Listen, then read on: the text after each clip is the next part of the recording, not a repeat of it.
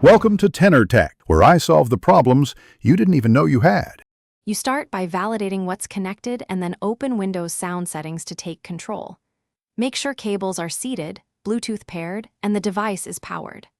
Once done, press Windows +I, choose System, then Sound. This shows available output devices and current default. You need to identify the device name you expect to use, match it to the physical hardware. If device doesn't appear, enable hidden and disconnected devices in the control panel as the next quick check.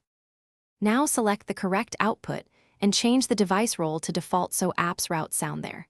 Next, open Device Manager and expand Sound, Video, and Game Controllers.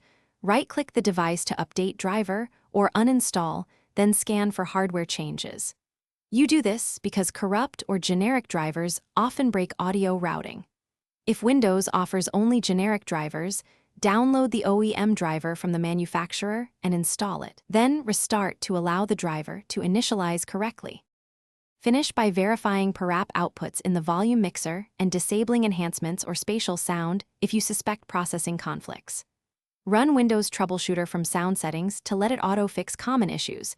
This may reset services or drivers for you. Make sure Windows Audio and Audio Endpoint services are running. Restart them if required.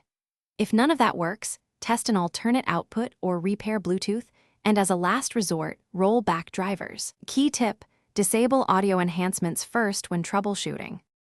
Thanks for watching. Subscribe to keep your life in tune.